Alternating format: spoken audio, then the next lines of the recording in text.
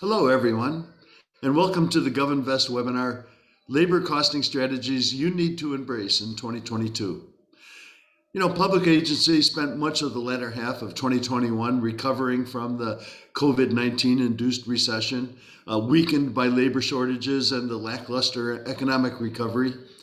The start of 2022 has been met with broad weakness across all the stock indices as investors are reacting to the fast-spreading Omicron variant. They're reacting to the saber rattling in the Ukraine, and they're reacting to the Federal Reserve signals around inflation, including the possibility it will begin quantitative tightening much faster than previously expected. We have a volatile outlook for fiscal year 23, and so now is the time to start preparing for today's labor negotiations.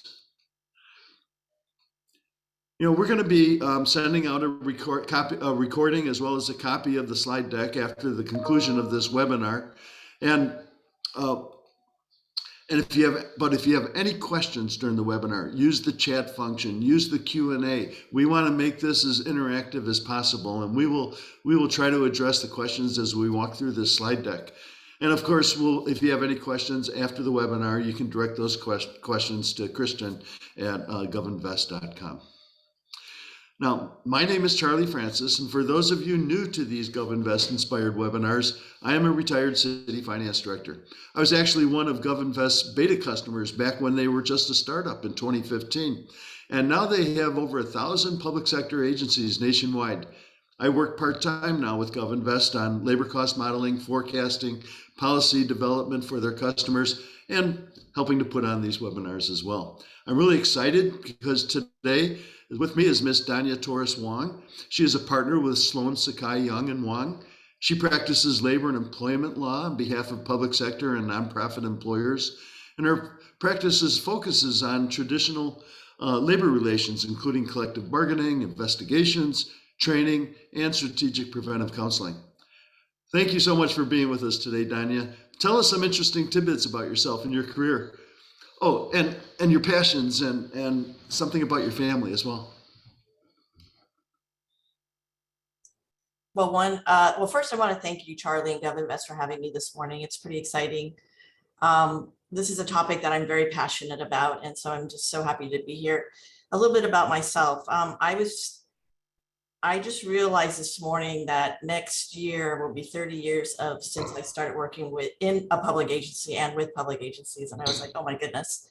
I actually worked for a public agency for about 15 years. I started as an analyst in the HR department. I was the EEO officer and the ADA compliance officer. Then I became the HR director. And all of that was accidental because actually I had been offered a job at the county counsel's office, and through various vacancies, I was convinced to go into HR, and frankly, I've loved it and I stayed in it. And even in private practice, I enjoy doing this kind of work and working with public agencies and nonprofits. I guess a little bit about myself. The question I get the most from people I meet is, tell us about your name, because it's very interesting. So I thought I would give that to Vic. So Dania is actually a Russian name, and you go, huh, Russian, that's really interesting. And Torres is actually my mom's maiden name, and she grew up in my family. Her side of the family is in Cuba, so it makes sense that Dania would be a Russian name, since they were there for a very long time in Cuba, assisting, working there. So obviously that was a connection there. And Wong is my dad's name. So anyways, as my coworkers once told me, it's like, oh my God, your whole family is, like the United Nations. And it's really exciting. I get the benefit of, two different cultures, and so it's really fun. But that's a little bit about myself. Oh, thank you, Dania. I'm really going to enjoy hosting this interview with you today. And so let's just get started. The major topics we're going to be talking about today are CPI and labor cost increases and how they affect our labor negotiations, labor shortages that we're all experiencing, as well as many employees working remotely now. We're going to look at diversity, equity, and inclusion policies and procedures, some vaccine mandates, and how these all fit together to emphasize that accurate costing is more important now than ever, and that and it's important because labor costs impact our long-term financial plan. So let's start with a survey question. I want to ask all our participants, what inflation rate are you assuming for labor costs in your fiscal year 22-23 budget? And I'm going to start this poll here and ask that you either choose 0 to 10%, 11 to 20%. Oh, Oop, wrong poll question. wrong poll question. This is the first one that came up on me. Let me, well, let's just answer this and then we'll try to find that other poll question. So right now it looks like we have participants that saying that about 10%, 0 to 10% of their workforce is vacant, and another 30% is about 11 to 20. Let me end this poll. Oh, we still got people answering. Oh, good. Okay, let's end the poll now and share the results. What percent of your positions, of the positions in your workforce are vacant? We got 67%, 0 to 10%, 26%, 11 to 20. And we have some agencies, 7% of the agencies, about 20%. So I'm going to stop sharing that. And let's see if I can. I don't see that labor question about inflation. So let's just skip it and go right into our. I'm really worried about inflation, Dania. You know, labor costs have increased dramatically in the fourth quarter. You know, a rapidly tightening jobs market and the Federal Reserve shift towards increasing their interest rates. The employment cost index is like the highest it's ever been, surged 4% on a year-over-year basis. And that was the largest increase since 2001. So, and then just last Thursday, James Bullard from the St. Louis Federal Reserve cautioned that without central bank action, inflation could become an even more serious problem. So he's advocated for a full percentage rate increase by July in an effort to stem price surges that are running at like a 7.5% clip over last year. So Dania, what are you seeing at the bargaining table for? Yeah. Well, it reminds me when I left the county employment in the end of 2007, I thought, oh, I would be doing other things and starting to bargain concession for the next like 4 or 5 years. The drop from like September of 2007 to January of 2008 in terms of just the economic situation in the state was so dramatic and so quickly. And this situation with the CPI, it reminds me of that, because a mere 4 weeks ago, I was, in closed sessions with city councils and counties and, talking about, what were the agreements looking like? And they were looking like, 3 to 4%, but more to 3. And I had this one agency that, they negotiated a month ago, 3-year contract with 3, 3, and 3. And they thought, oh my goodness, that was a little too high. And now a mere 4 or 5 weeks, we're seeing this issue just so dramatic. And it's really actually led to a lot of things at the table in such a short time. One is just a heightened expectation from bargaining groups, based on, even just what the federal government just did last week in terms of the CPI increase. But, now we're seeing, that, proposals coming in at, anywhere from 5 to 10% initial Wow. proposal for just CPI, forget about market adjustments or anything to do with medical, but it's, the 2 and 3 and the high of 4%, a month ago is no longer. It's like 4 is now looking as, oh, that's really low. We need, 5, 6, or 7 to keep up with what we anticipate is happening with the CPI. So it is really affecting bargaining in a very real way. We're starting, at least for our office and for me, usually January is where we start the cycle for contracts that expire on June 30th.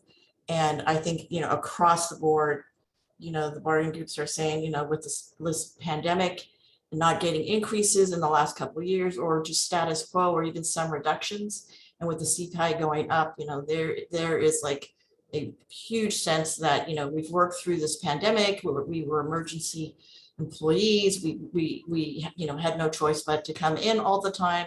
We sacrificed. We didn't get, pay increases or very little in the last 2 years, and now's the time.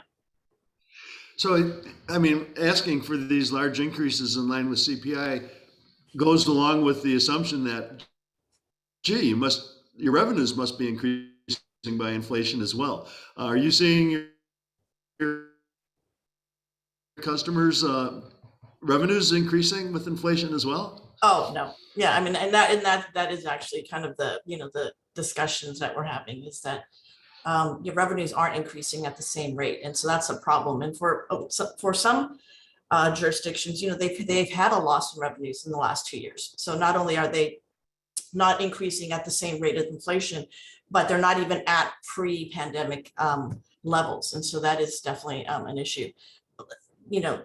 Technically what So we're you seeing just, is requests for, CPI formulas in contracts. So instead of saying like, well, we're asking for a 3% or 4 or 5, well, now it's 4, 5, 6, 7, 8. But they're looking at like, we want CPI, whatever it is, no ceiling, or we want CPI +1. So those CPI formulas are starting to come back to the table. oh no.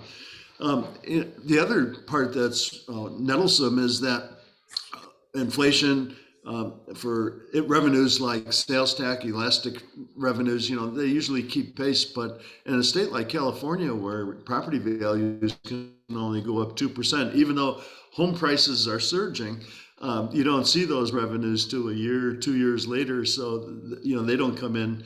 So I would think that bargaining, that not only is costing important, but also sharing information about economic and revenue forecasts is also important at the bargaining table. Absolutely. In fact, I'm telling all the places that I'm at that the absolute key people that I need at the table are the finance and the budget people, because that's really what we're this round especially is what we're going to be talking about. And so that data is really important because when inflation's high and there's this heightened expectation, and we have to explain like, why aren't we able to meet those expectations? You're not talking like a substantive HR policy or an administrative policy. You're talking about, the finances of the organization. Yeah. Everybody on this webinar today realizes that, you increase wages by a certain percent. It also increases other benefit costs, labor costs that are indexed to the wage growth as a percentage of payroll, for example, Medicare, or pensions. But there's a hidden cost in runaway inflation. Runaway inflation can have a devastating impact on pensions. Actuarial assumptions assume a 2% inflation increase, and they assume a low wage increase. But if at the bargaining table we're experiencing, increased wages, and we're also have runaway inflation, well, next thing you know, we have immediate new unfunded liabilities just from not meeting those actuarial assumptions. And then the other part is, look at what's happened to the bond markets and stock market since the first of the year. It's lost almost 10% of its value. Will we really see, discount rates and expected rate of returns meeting the expected rate of return, the real rate of return meeting the expected one? This is even going to put more pressure on local government budgets. The impact of inflation on wages and an impact on the other costs, especially pension costs. So, well, with that good news and how important it is to cost that, I found that survey question here. Let's go to it and see what other people are putting into their budgets now. What inflation rate are you assuming for next year? 0 to 3%, 4 to 6%, or 7 to 10%? And it'd be interesting how much our little discussion just influenced this. Well, I think the problem, Charlie, as you pointed out, is the revenue. The revenues aren't matching. That's a pretty big issue when you're trying to figure out your long-term financial plan. Yeah, it sure is. Okay, we've got quite a number of people have answered already. Let's end the poll and share the results. We're looking at over 50% of the people on the call right now are assuming 4 to 6% inflation. And just like you just said, I doubt if they're expecting that kind of revenue growth as well. As we were preparing for this webinar, Dania, we talked about unions wanting to ask for use of one-time money. Tell us a little bit about that. I think that in addition to the inflation rate being, going up high, when we talk about the revenues, and the revenues aren't either pre-pandemic, meeting the pre-pandemic level or growing as fast as inflation, I'm getting a lot back of like, okay, well, yeah, okay, we get it, we know. However, the agency got all this one-time money, through, the American Rescue Act or other sources. And so, you should be able to use that money towards salary increases and meeting our wage increases, seeing that a lot. So I know more about ARPA than I ever wanted to know, including having to read, submittals by employers of what they submitted versus what they got and what's an appropriate use. But you will get that a lot. And so again, in terms of finance, it's really important to, for, the bargaining table is to understand, what one-time money came in versus, ongoing revenues, but also being able to explain that, it's a very bad practice to use one-time money to do ongoing increases, and the effect of it over time. And being able to show that effect is important. I had this one jurisdiction where for a couple months, the unions would not get off that one-time money. And so finally we just needed to show, okay, so hypothetically, if we just did what you said using the one-time money, and we charted it out and we said, okay, we would make it for the first year, we would even make it for the second year. And in the third year, we would drop down into like millions of dollars of deficit. And I think only after we could show that information on a chart that I think people said, okay, we now get it. So then of course it reversed to then if it's one-time money, we'd like some of that one-time money as one-time money. So that's what we're seeing. Wow. Okay, so we talked about the positions in the workforce that are vacant. And we're really seeing that some economists are predicting that the worker shortage should ease in 22 as COVID wanes. But many people have just permanently stopped working. Retirements are happening, and that's depressed the labor force participation. So, and this is affecting every public service from, police, we have CC jails closing, fire departments are shifting staff around and relying on overtime. I mean, we have nurses helping COVID patients, and the nurses themselves have COVID, and they're being required to go to work with COVID to treat COVID. And, we can't even find workers to fill potholes. So what kind of issues do you see happening at the bargaining table during labor negotiations with staffing shortages? Are they asking for different types of overtime? Are they talking about working out of class? What are you seeing there? This is probably the area where the most discussion is happening now.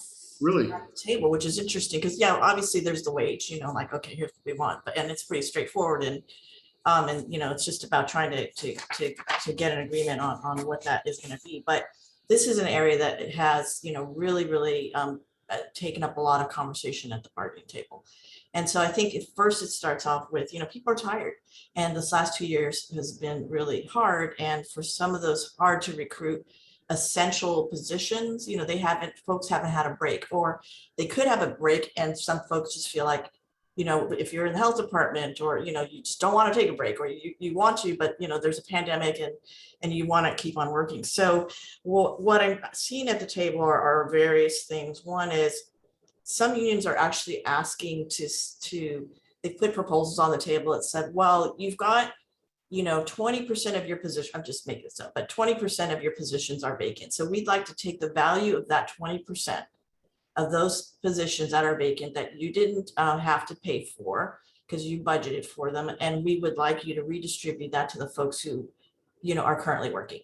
So that was a very novel one, but I'm seeing that more. Very right? novel. Yeah. And so that's one. And I think that the idea there is that, some folks feel like, well, the employer is purposely not filling the positions so that they could make money. And I'm like, yeah, no, that's not really what's happening. I mean, there is a national shortage and we have to deal with that together. I think the other thing is that because of the staff shortages and some of those essential, especially 24/7 operations, is, folks have been asked to do mandatory overtime. And so I'm seeing language now that's, things like you could only call back an employee on mandatory overtime once in a pay period or 2 times in a pay period, which, I think that's a management, issue to work out. But if you have a 911 center and you can't close the 911 center and, there's been an outbreak there and everyone's just trying to cover because you can't shut down the 911, that language like that is very difficult. Seeing proposals to limit workload and caseloads, as a result, I think especially like in the health department, social services, where, with the pandemic and folks, needing services and having to get qualified for them, that's just a really big uptick in terms of service need there. Biggest issue, I think at the table has been discussion on remote work, for sure. I mean, for public agencies, I mean, at least my experiences before the pandemic, I think that there was, some agencies that did allow remote work, but as a whole, it wasn't a, agency-wide policy. It was like an exception.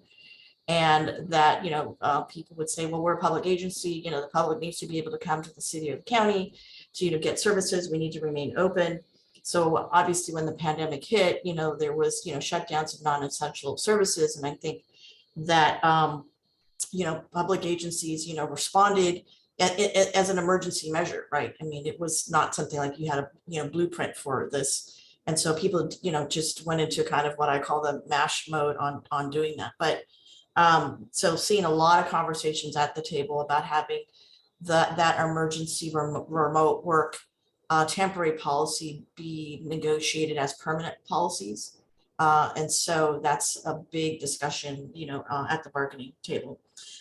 Some discussion about work out of class, but not a whole lot. But I'm sure as time goes on that we will see that.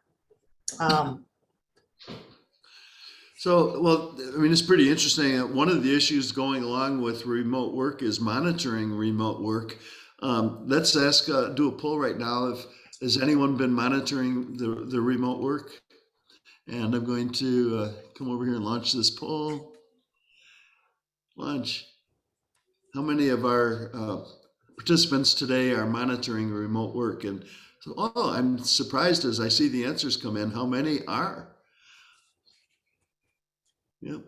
While you're doing the poll, Charlie, I just wanted to say just some tips on the staff shortage is for folks to be proactive and not reactive, because this is a huge issue at the bargaining table. You will get hit with this from all sides, and I think that the workforce has changed, the conditions in terms of public agency work has changed, and I think it's better for employers to actually embrace it and try to figure out, a plan or a process for a plan, as opposed to just reacting to, folks being demanding or upset about the lack of or the current program you have that they don't like. I think it's really, really important that you're proactive about coming up with a plan that works for your jurisdiction.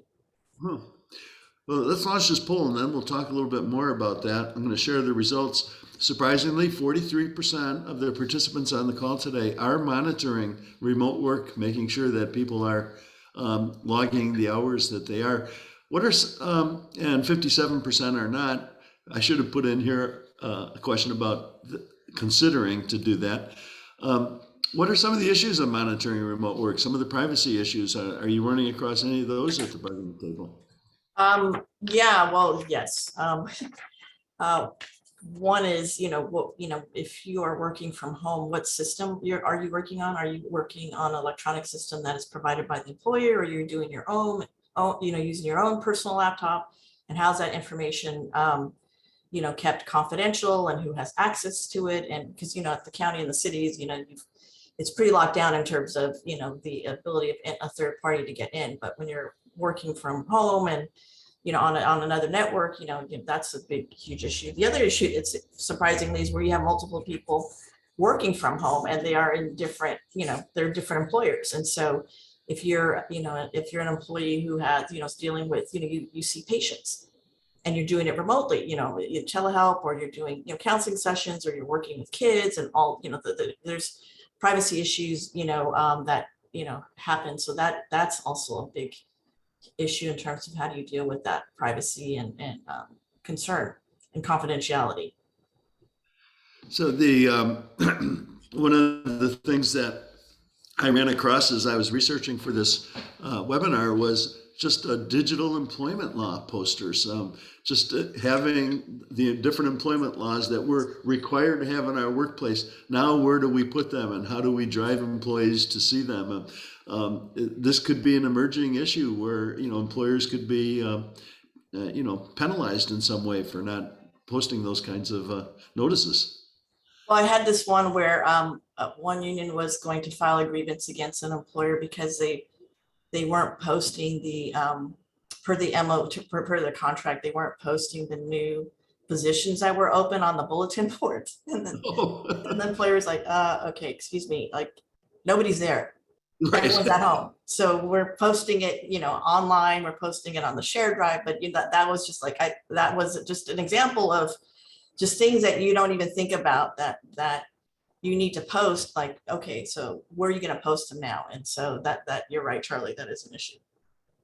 So we did get a question in here. And so the question is remote work really feasible given some essential workforce have to report in physically since the onset of COVID? How have you seen other public employers try to strike a balance on remote work for their diverse workforce?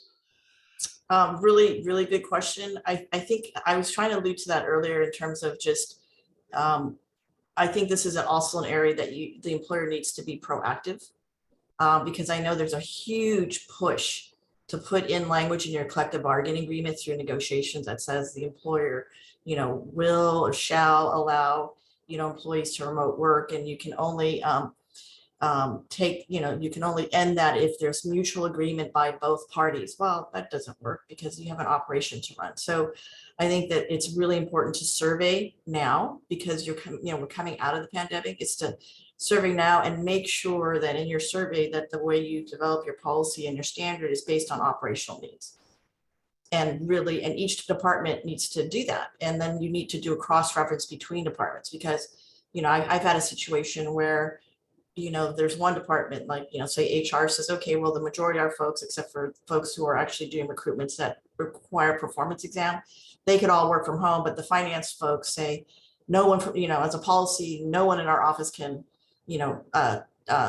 work remotely, even if they're not client facing. So then you've got this like, well, how about them and not us? And so you do really need to base it on operational needs and be consistent across the board. This is a public agency, and there's many public works. I actually had somebody call me and say, well, the public works folks think they don't need to come back. Like, well, okay, then I don't know how the streets get paved, because yes, we were stopping that for a little bit, but they need to. So obviously there's a lot of functions that aren't able to do that. But and then there's some functions, like, for example, like in the health department, those folks who see patients, some of them that, you're going to have to come in. But there's also an increasing telehealth, system where some employers are saying we're actually getting better rates of show up for our clients. And so they're trying to figure out, okay, so maybe it's 3 days on site and 2 days of telehealth. But again, that's based on operational needs. And I know it's a lot of work, but it's a new day in which staff shortages and, if we have another pandemic, you have to have some sort of plan. You have to have some sort of plan, and it doesn't have to be all or nothing. But what I will say is you've got to have a really, really comprehensive plan that actually includes things like workers' comp, confidentiality, response time, equipment, reimbursements. The best policies I've seen have been, very, very detailed and based on operational needs. Hope that's helpful. So yeah, Dania, if I was a finance director today and I came to you and asked you this question, what would you say to me? Here's the question. Dania, I have positions that I've bargained for in SEIU, but I'm just going to use remote workers and another state that has a lower wage base. Can I do that? Not in California.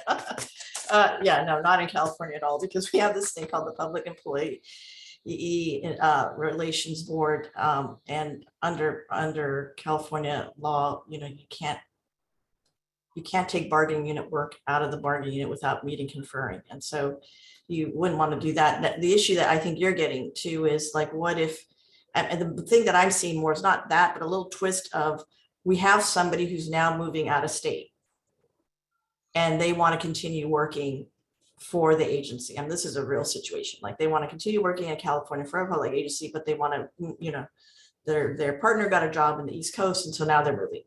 That presents a whole nother, issue in terms of just, what state and taxes and, various issues like that. So I think that's probably an issue that'll become more prevalent in the future. But right now, we're just trying to figure out the folks we have now coming back into the office in the next couple months, how do you deal with remote work as it relates to the immediate area? Okay. Well, even within state, if I might be able to get a management analyst in the Central Valley rather than the Bay Area for less cost, as you mentioned, it would require a meet and confer. But that could start becoming an issue at the bargaining table. Management might want that capability. Well, I think some jurisdictions will already say that, say for the, I call it the coastal jurisdictions in California, is usually folks from, farther out, like drive in or BART in or, carpool in somehow every day. And so, their ability to say, like, look, I don't want to travel and I can still do my work from remote. Why are you asking me to come back? Well, then I might quit. So I do think those are really issues. Yeah. Okay. Well, let's go to the next survey question. And this has to do with diversity, equity, and inclusion. Oh, Charlie, one more thought. You had one question though. Someone had a question on the last topic. Oh, let's look. Have you seen any employers include mandatory remote language in the MOU? I have not yet seen that. But as time goes on, I know in the private sector, and where they do have unions. There are some employers that say, you have to work from home 3 times a week. So I think the public sector will catch up at some point. Oh, okay. All right, let's go to our next poll question, and that would be, do you have a diversity, equity, and inclusion policy? And if you do, is it well developed? Or could it be better? Or no, we don't have one at all. So the answers are coming in rapidly.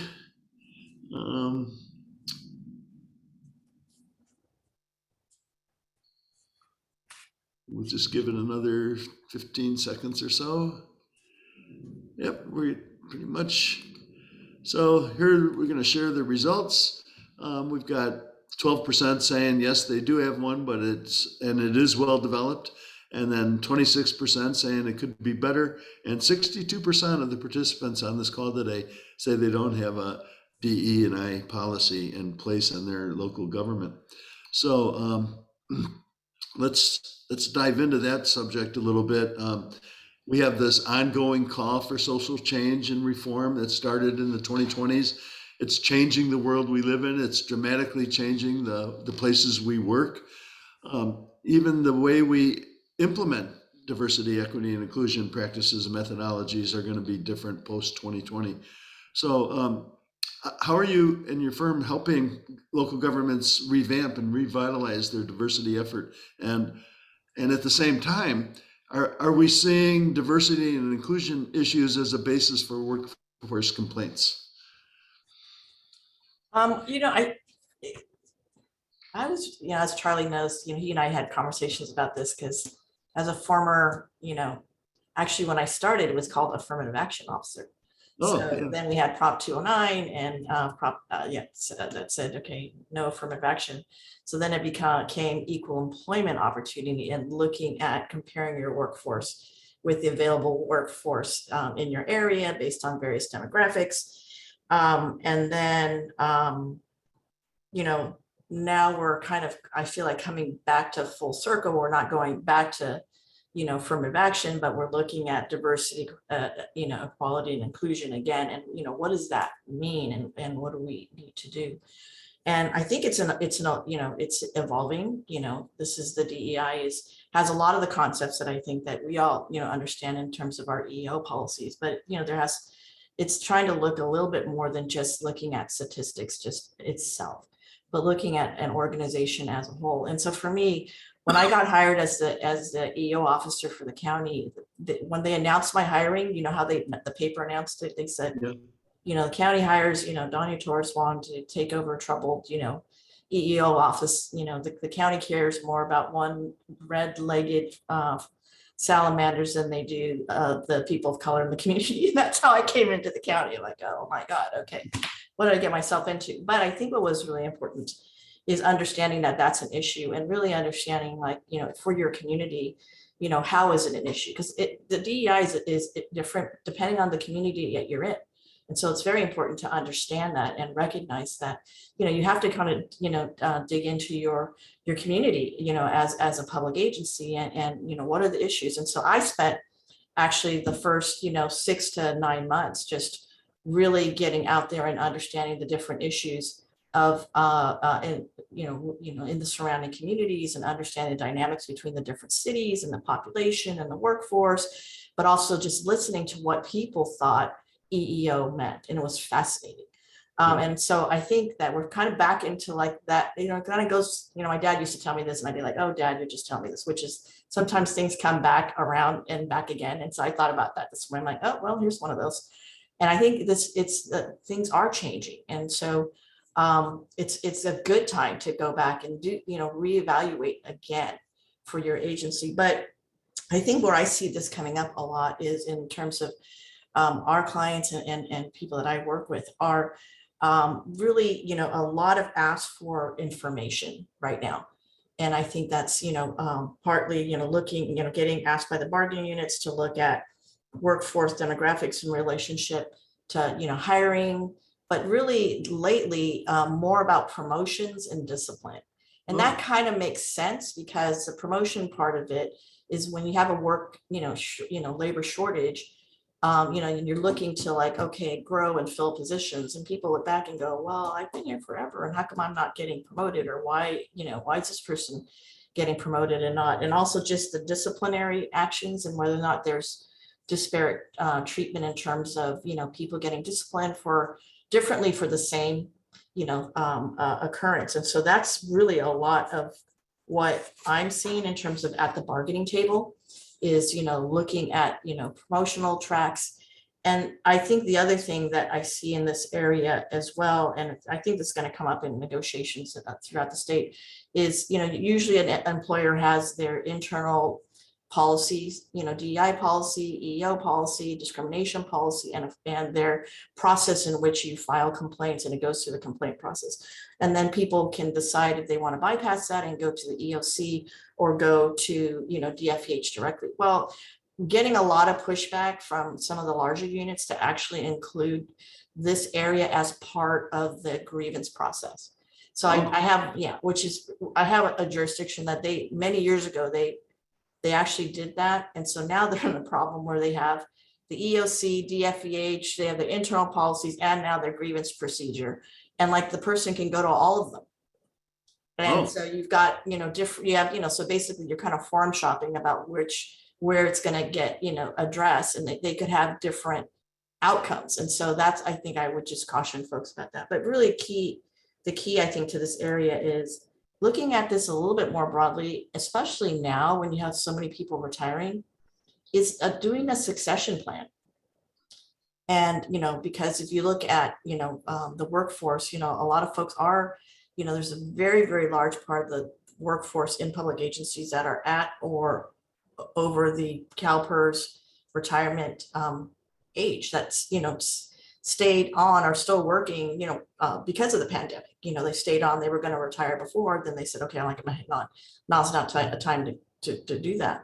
But we lost that succession part of it because you're not in the office. You couldn't say, hey, I'm training this person to, kind of, know that all aspects of my job because no one's at the office. And so I think we are coming full circle about succession planning and training and making that more an integral part of our, labor shortage. And even our remote work, because with remote work, you lose that training opportunity. Well, I mean, that's a great segue into how contemporary labor costing software not only can give you the statistical information we need for DE&I, but it can also help transfer that institutional knowledge that resides in right now in spreadsheets and in minds and put it into rules that are baked into the software. And we're going to show that in a little bit. So let's come back to one last survey question. And that survey question is, do you have a vaccine mandate in your organization? So we'll launch this poll. And yes, we have a vaccine mandate for all of the workforce, for some of the workforce, or no, we don't have any at all. And the answers are pouring in rapidly because they want us to move along with this webinar. So let's see, I think we've got them all entered in. And so it's about 50, look at this, 32% say they have vaccine mandate for all of the workforce, for some of the workforce, and 60% do not have a vaccine mandate at all. I'm going to share these results here. There we go. And a very, very interesting statistics here. You were telling me the other day about the Los Angeles sheriff. What was that about? Not enforcing the vaccine mandate? Oh, yeah, that was kind of stunning. So, yeah, so the county sheriff elected and the county board of supervisors were, at odds about enforcing the vaccine mandate amongst the employees. And so I guess he came out and said, I'm not going to enforce it for our workforce in the sheriff's department, because he believed that, if he were to do that, that they would lose upwards of 20% of the workforce. And so this went around and around for many months, I understand. And the board of supervisors voted to take that function out of the control of the sheriff, which is very interesting. I was like, oh, that's very interesting, but that's probably the most extreme. I think you probably all know, like in San Francisco, I think some of the law enforcement units are suing the city and county of San Francisco on their vaccine mandate. So pretty hot topic on vaccine mandates for sure. Yeah, other than litigation costs, are there any other costs that should be, considered in vaccine mandates? I can't think of any, but I was wondering if you ran across any examples. Well, what's interesting is, as the one thing that we're getting a lot of, and I'd be curious to see what people think, is we are actually getting a request from public agencies to have either, somebody from our office or consultants, non-attorneys, actually be the people who review the exceptions, folks who want medical or religious exemptions to actually do that. I mean, because they just don't, one, have the capability, and two, they don't have the staffing, that's one. And two, they don't want to be in the middle of making those determinations, for their workforce. They'd rather have a third party. And so I'm really surprised, but we are just getting inundated, with people asking, if we know somebody, if we could do it, or, so that's an added cost for sure. Okay. And I think the other cost is, with the continuation by the governor of COVID's sick leave. Oh, yeah. That cost and the cost to backfill is not calculated anywhere. And so I'm getting that a lot at the table, which we can't really do anything about it, but it is a cost. And I think it's good to cost so that, because actually what's with that sick leave, so there's one very gigantic, employer where the union's saying, staff crisis, we're overworked, and, so they did a whole analysis. Well, it turns out that the biggest issue in that whole thing was the sick leave. And so, because the actual workload went down. Yep. But the percentage of people at work went down dramatically too. So that was the kind of issue. And so I think when people saw that, they're like, oh, okay. So it's not like there's increased, caseloads. There's just, we're in the pandemic and, people are sick and they're, so that's a cost, if you want to. Because if you're like in a program that you get your revenues by seeing, clients, and you don't have, as many people seeing clients, then your revenues are going to drop. So that is going to affect you. Okay. Well, talking about costs, here's the last survey question. It's how are you costing labor now? Are you costing it? Let's see. Stop sharing. Are you using Excel? Are you using GovInvest labor costing software, or do you have some other way of costing your software or costing your labor costs? Are you And using the calculator on your phone? have you seen that happen at the bargaining table? Yeah, that's why I said that. Okay, we've got most of the people that are. Someone's laughing out loud. I love that. Yep. So over 50% are costing in Excel, others with GovInvest, and then 11% are using some other type of software. So I'm going to stop sharing now, and let's just come into the discussion of labor costing. It's more important than ever, right, Dania? It's accurate costing is what we really need, and especially with structural deficits and this one-time money. So, I think that we need to be able to have the ability to centralize our costing workplace. In other words, have everything in one place. And a lot of times when we're doing this in Excel, we have tables all over the place. One person just answered that they're using Excel right now, but they're in transition to GovInvest. Thank you very much. And, because you have a single source of truth, you have a common definition, the same set of assumptions. And once bargaining groups and management agree on the assumptions, the consistent data, the methods of calculations, well, it makes it a lot more seamless and going forward with the calculations, because you're not arguing about the calculations, you're arguing about the outcomes of the calculations. And then, of course, I'm not the one to talk about how important time stamping the negotiation process is, but we need the ability to be able to do that. And labor costing software also gives you the ability to have your demographic, accounting, other financial and historical data, so that you can answer at the table diversity, equity, and inclusion efforts, like what one group labor costs are versus another demographic group. That can all be handled within labor costing software. So let's just we want to jump right into some demos.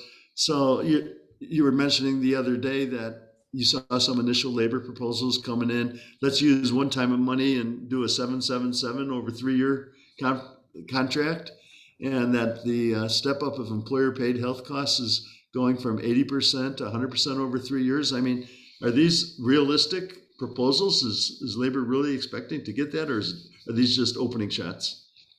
I'd say that for the most part, they're opening. I think that I think probably like in the range of 4 to 5 right now. With some wanting more, especially for health. If you're a county or some of the bigger cities that have health, they're probably going to want that 7%. But I would tell you that when I started doing negotiations, way back in the day, it was just enough to say, okay, what's 1% plus roll-ups, and that was kind of the easier thing. So you could do that, but now it's very complicated. And, and also, the people at the table are different, because, I look at some of the folks at the table, and they've grown up with data and, oh, how do you fix this? Oh, well, I'll just Google it. I'll look at YouTube. I'll figure out how to do it.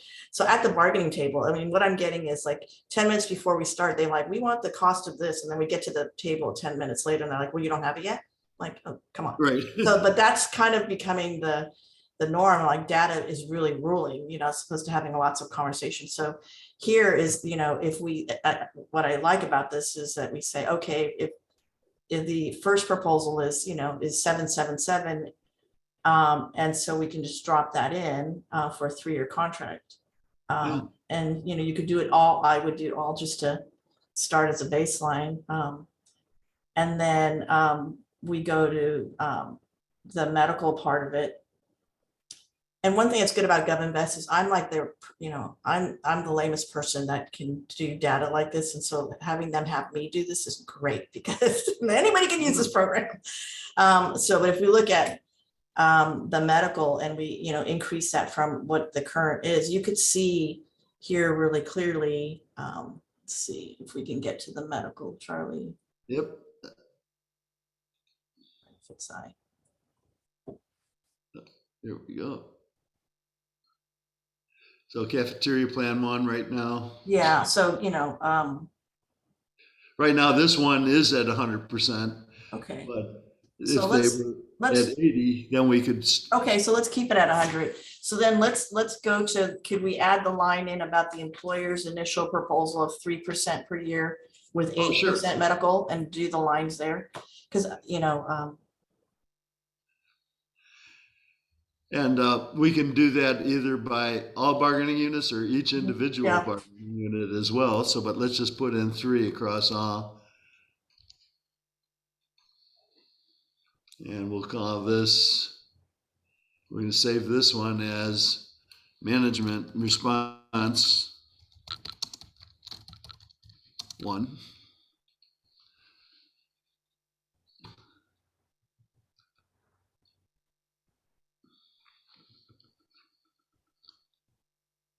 And now we're going to compare all 3 of them together.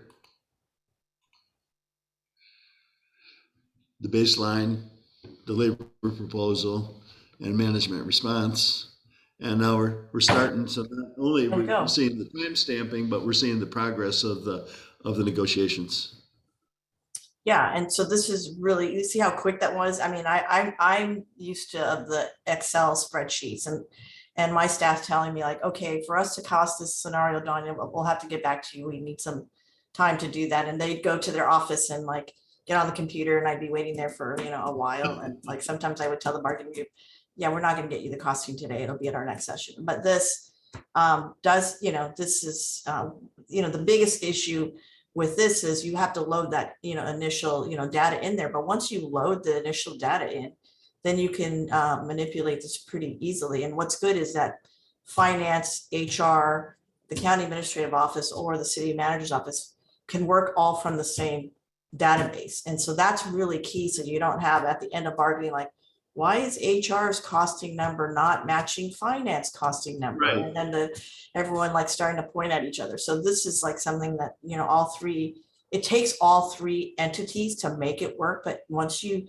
get that, it's really fascinating. And I know that when this has been provided, you know, to the governing body, they absolutely love it. In fact, you know, we have to keep them from like saying, oh, what if we did this? What if we did that? But they really, you know, the confidence in the numbers, once you know, make sure you set the system up is, you know, you never talk about like, well, are you sure that's right? Or is it wrong? Or, you know, based on this or that. And I think that's really important.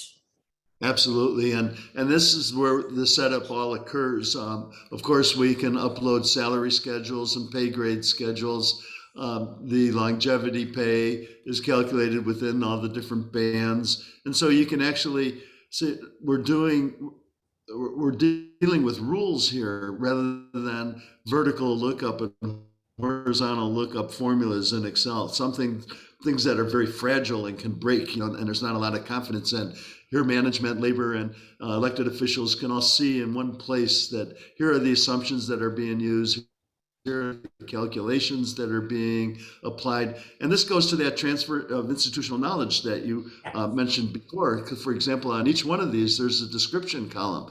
So a description could even include, you know, this was updated at, you know, bargaining session, January 1st, 2022, you know, and, you know, and talks about what went into actually developing that auto allowance or that pay. And once that's all agreed in, that these are the calculations, then boom, you get instant results that can be viewed in a number of different ways, as well as in tables and graphs Data can be downloaded into spreadsheets for further analysis or brought into business intelligence tools. You can look at just the 3% increase in salaries or 7% increase in salaries also results in an increase in benefits because some of those benefits are salary driven. And so you can, instantly see those results. And here's where I was talking about demographics. Right now we're looking at demographics by labor unit. It can be by department. You can put demographics in there for ethnicity or for gender, all kinds of different ways of looking at data as well. And then, of course, you get your accounting data so that information can be uploaded into budgets and into long-term financial plans. So you can instantly see your impact on your revenues versus expense, surplus, deficit. So, Charlie, do we have time for you to make one, to run one scenario? Or we do. Okay, could you go back and do one where it's 3% for each of the 3 years for all, and then do the second line would be 4% the first year, 3% the second year, and 2% the third year. Sure. So let's start off with negotiation planning. And we want the proposal to be how much for all? 3, 3, and 3. 3, 3, and 3. Okay. Okay, and then the other line would be 4, 3, and 2. All right. So we're gonna save this one as demo 1, and then you want 4, 3, and 2, which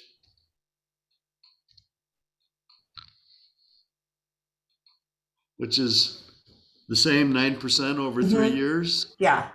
But what's the difference in cost? So let's take a look now. We'll save this as demo 2. And now we'll compare demo 1 and demo 2. And we'll look at the total cost cumulative, or then there's the difference.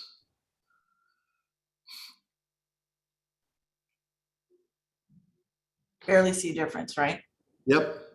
So the reason why I wanted Charlie to do this was that at 1:30 in the morning, I was presented with this. I was already like, I want to be done with this. And then they came back and said, one more issue. Can you do the 4, 3, and 2? And I literally almost lost my mind. But what was great is the city staff said, oh, no, Dania, hang on. This is very easy. We could figure this out. And sure enough, we ran this scenario. And you just saw, Charlie, it took right here, just a couple of minutes. And so then, when we talked to our principals about it at, 1:30 in the morning, it was very clear about what the impact was. So anyways, I wanted to give you a real live, scenario of what actually happened and how we actually used the program. And it was, thank you, Charlie. Okay. All right. Well, let's start to wrap this up. We have one more question. Who should be responsible for maintaining the employee data, HR or finance? Well, I think to me, it seems that if you had a team of somebody from finance and HR together, I think that's best, because some of the information you can only get from finance and some of the information you can only get from HR. And if as part of succession planning and staffing shortages, it's really good to have 2 people who is your team, and that they, then they can train the 2 people behind them so that it's a team of 4. But I do think that it's hard to just say, oh, it's only HR, because then finance is like, oh, not on our radar. But then HR is like, well, where's the information I need from the finance, or the reverse? So I think, to make it successful, it's probably, a team. This is a cross-departmental, because it has to be. I mean, it has to be. Especially since what's bargained at the table is going to impact the next year's budget and long-term financial plan. So it has to be a coordinated effort. So just some takeaways here. Accurate costing is more important than ever. We need the ability to analyze multiple scenarios and get the results instantly so that we can, make decisions and get those our agreements done on a timely basis. Finance department has to be part of the discussions because we're always trying to emphasize long-term sustainability. We need to embrace diversity, equity, and inclusion, and have policies and procedures in place, as well as the remote workers, and reskilling and upskilling and workers for new technologies is essential and imperative today. So we have about 1 minute. Well, we have 0 minutes left for questions. Well, and it looks like we have one coming in the chat now. Let's see. Oh, just a great conversation. We got to thank you, Charlie and Dania. Kristen's going to share the attendee metrics via email this afternoon, and we'll be getting back to all the participants. Thank you for being here. Dania, thank you so much for being here with us today. It was a real pleasure to be with you. Thank you. Thank you, everyone. Have a good day. Bye, everyone. Bye.